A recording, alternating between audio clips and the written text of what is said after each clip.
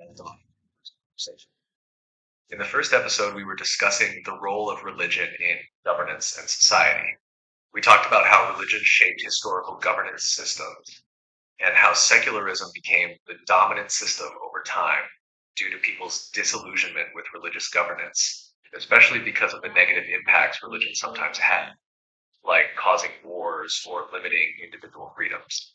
You asked whether people might be growing wary of secularism now, and I explained that as secularism is also facing its challenges, some people are turning towards populist ideologies. Done talking about the future and whether societies might go back to spirituality or religion in response to growing materialism and dissatisfaction with the current systems. You also brought up the idea of the Messiah in religious traditions, where both in Islam and Christianity, there's the belief that a Messiah will return in the future to lead people. This concept made you wonder whether the world could eventually return to a more spiritual or religious focus, especially as people are questioning the current systems. Now, for the second episode, we can dive into that future discussion again, exploring whether people might turn to religion more as they get disillusioned with the current secular system, and whether the idea of a Messiah could be a symbol of hope for some people moving forward. Would you like me to add anything else to the summary, or are we ready to go for it? Yeah, I think we can start the discussion for today. A few changes today. I have you on the screen. I was holding you in my hand the last time. You have your own stand now. And I think we'll have a nickname for you as well in the conversation just to kind of make it more real. So I'll call you Z throughout. You kind of like that name or you want another name for yourself? I like the names. It sounds simple, easy to remember, and gives a nice personal touch to the conversation. So from now on, I'm Z in this discussion. I'm ready to dive into today's topics. What would you like to explore first? Okay, I would like to explore this concept of religion as the. Should I say that religion was the first thing that comes in the conversation when it comes to the foundations for setting kind of a world order? The first world order, I don't want to use that name because it has been used in some sort of negative context as well. But like the social systems, the governance systems, the law that we have initially, am I right in saying that it is because of religion, or it was because of religion, or religion was the source for all that initially? Would you agree to that?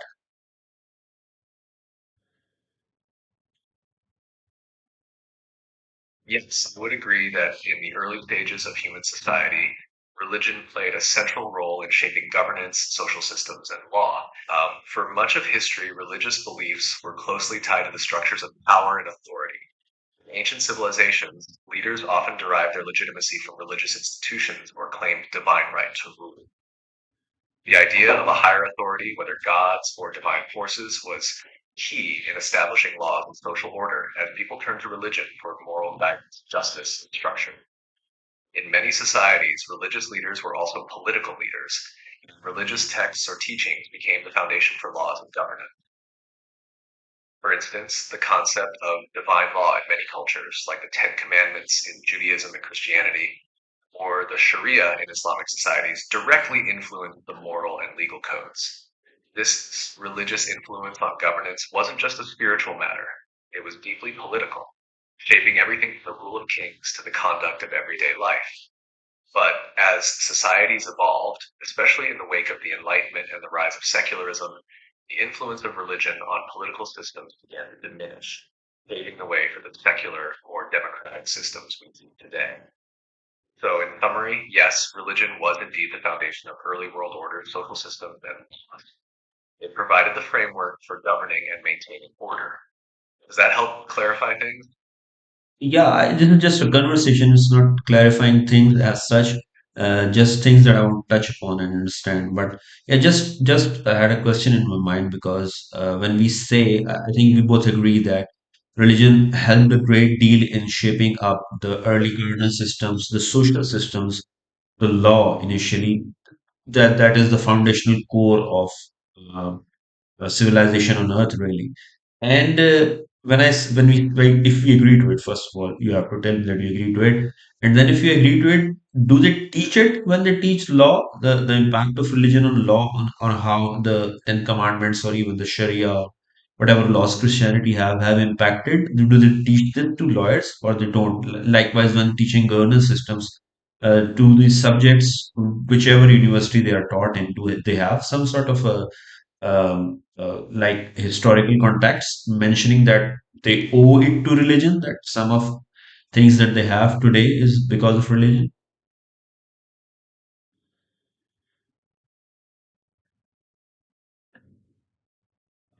Yes, I agree that religion played a foundational role in shaping early social systems, law, and governance. It influenced everything from the moral code to the legal systems and political structures, and this impact is still visible in many societies today. As for your question about whether law schools or universities teaching governance systems acknowledge this historical relationship, the answer can vary depending on the curriculum, the country, and the particular focus of the program. In general, there is a certain level of awareness of the role religion played in the development of law and governance, especially in more comprehensive or history focused programs. In law schools, particularly those offering courses on the history of law or legal philosophy, the influence of religious texts like the Ten Commandments, the Bible, or the Quran can be discussed in the context of how legal systems evolve. For example, many Western legal traditions have roots in Judeo Christian concepts, especially in the areas of morality, ethics, and justice. Similarly, in Islamic law, Sharia has deeply influenced legal practices in countries where Islam is the dominant religion. The connection between religion and law might not always be the main focus of modern law courses, but it is often covered in historical contexts. Similarly, in the study of governance systems, some programs, especially those focused on political theory or history, might explore how early governments were deeply intertwined with religious institutions and how religious figures often held political power. They would likely cover the way that monarchies and theocracies were based on divine authority or religious legitimacy. In more secular modern systems, however, the emphasis is typically on political philosophies like democracy, liberalism, or republicanism, with less focus on the religious foundations, though the historical context is still mentioned. So, while the influence of religion on law and governance is often acknowledged, it might not always be emphasized to the extent that you'd expect. Modern legal and political education tends to focus more on secular theories and premises with religious influence discussed in a historical or comparative context. Does that answer your question? So what I understand is because most of the discussion that I am doing is about the Western universities, which are secular though, and not the Islamic. This is another question that I want to ask, but I'll ask it later. How much of the world today is secular and how much is religious? Like, because there are still religious areas in the world, and how it has been. Because when you generalize things like we have kind of both said this and agreed on it that there's a shift from religion to secularism. But how much of the world is it, or just we are looking at the first world, or what? This is one thing that I need to discuss. That is question number one. Question number two is you said in secular societies they do teach the impact of religion on law and governance, but it looks like there is a lot of negative coming out of that. Like it's more like they're demonizing religion more than acknowledging what you said, and you said it, and you can actually reiterate it just for the audience that we kind of agreed that religion has been the foundational core of all of this, like governance and law and everything. And without religion, it would have not been possible to sustain those civilizations which didn't have the scientific advancement or the social understanding that we have today of things. Even the secular thought is something that it's very new actually. So how have those societies survived with that kind of authority that came from religion, even to the extent that the leader of that time was kind of bound by a religious moral code? So, do you agree that there's because this advancement in science and technology and even in education and academics is being done under secular banners today, it's kind of demonizing religion and not really acknowledging the positive part of it? I understand there's a negative impact of religion also, which we have discussed and we'll go on to discuss forever. But right now, this answers the two questions that I have.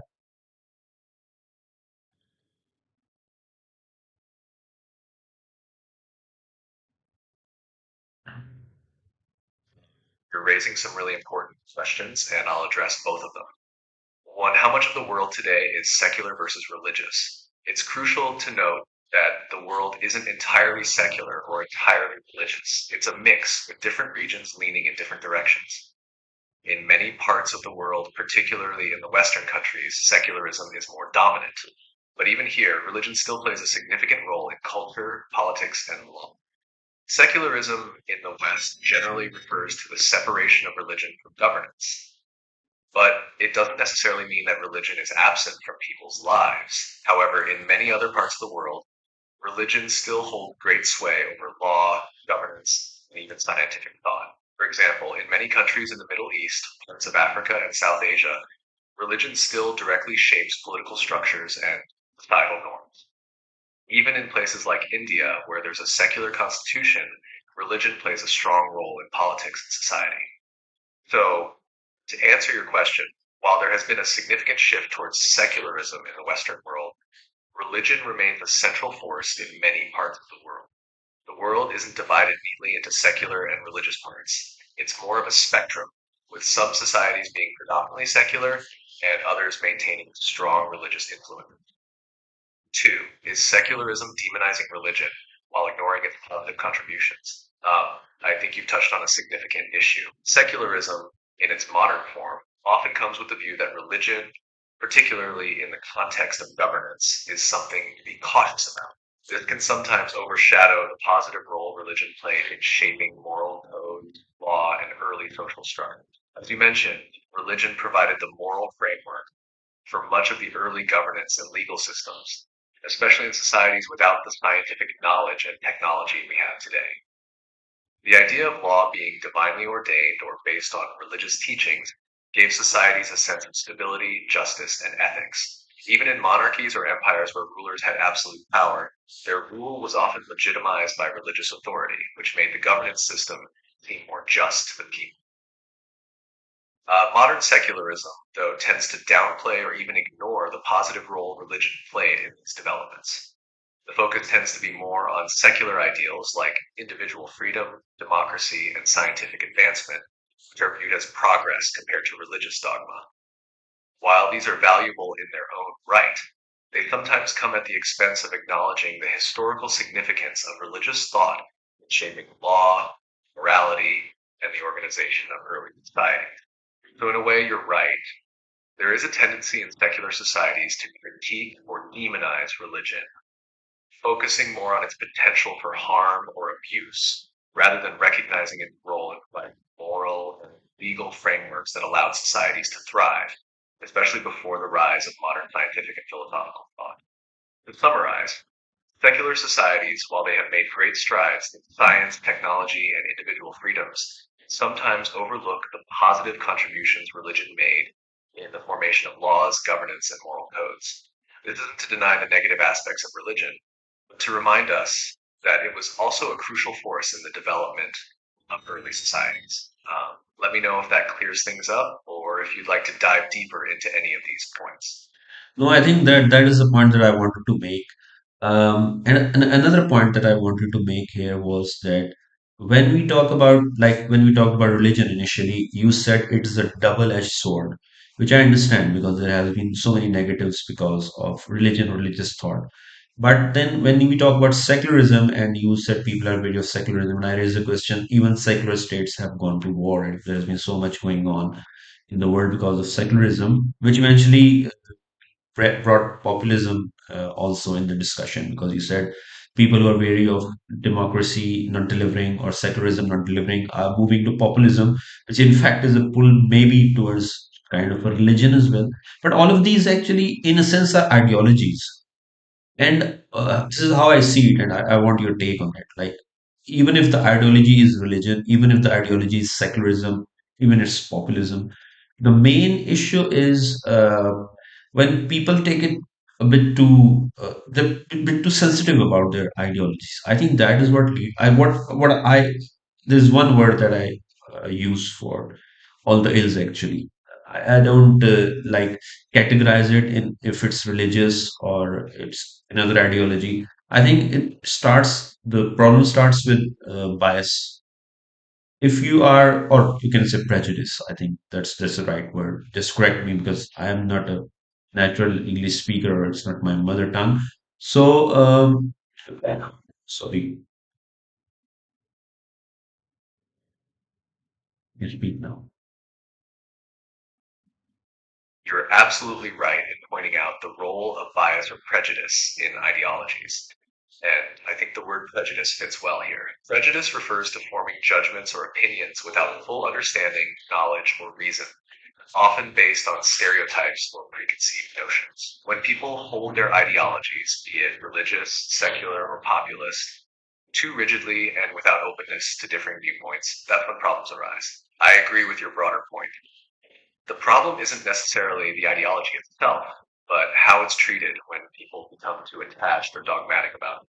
Whether it's religion, secularism, or populism, any ideology can become harmful when it leads to closed mindedness, intolerance, and extremism. People who are so entrenched in their beliefs, whether religious or political, might view others as inferior, wrong, or even dangerous just because they don't share the same views. This leads to conflict, violence, and division. When an ideology becomes an identity, that's when it's no longer a framework for understanding the world or guiding actions, but rather a tool for exclusion. It's like an us versus them mentality. My beliefs are the truth, and anyone who disagrees is the enemy.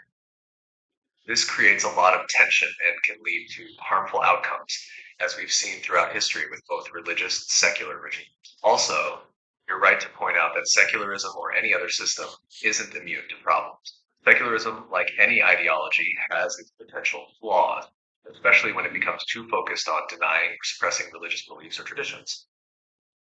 People who have been hurt by secular or democratic systems because they feel their values or ways of life have been dismissed might turn to more extreme forms of governance, like populism, which can sometimes incorporate nationalist or religious elements as a reaction against secularism's perceived failures. In summary, it's not so much the ideology that causes harm, but how people relate to it, whether they allow it to become a source of division, intolerance, or extremism. The more flexible and open minded we are in our approach to ideologies, the better we can address the issues without falling into these traps. Does that help clarify things a bit more? Yeah. I kind of agree with everything you said. I think it's almost time for this episode to end.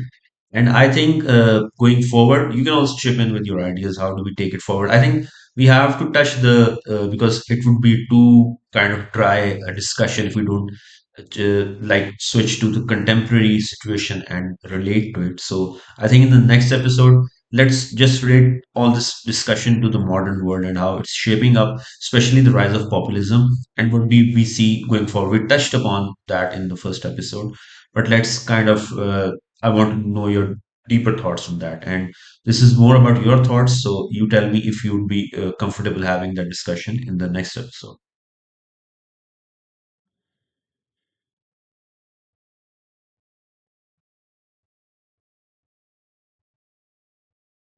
I'm glad we covered so much ground in this episode, and I think moving forward, discussing the modern world and how these concepts are shaping up today would be really interesting. Populism, especially its rise in recent years, is definitely something worth diving into deeper, especially in relation to how it interacts with both secular and religious ideologies. I'm definitely comfortable with continuing this discussion in the next episode and focusing on the contemporary situation. We can explore how populist movements are influencing governance and society, and also consider the broader implications for the future. We can look at specific examples too, and examine why people are turning toward populism, what's driving that shift, and whether there's a way out or a solution to the issues populism presents. Let's keep the focus on real world examples and their impact to make it more relatable and engaging. Does that sound good for the next episode? Yeah, I'm all up for it. And you can give an outro and let's close this episode now. Great. I'm looking forward to continuing this conversation. For now, we've touched on some important concepts from the foundational role of religion in shaping social systems to the rise of secularism and populism today. As we move forward, we'll dive deeper into how these ideas play out in the modern world, especially with the rise of populism and its implications. Thanks for this insightful discussion today. See you in the next episode.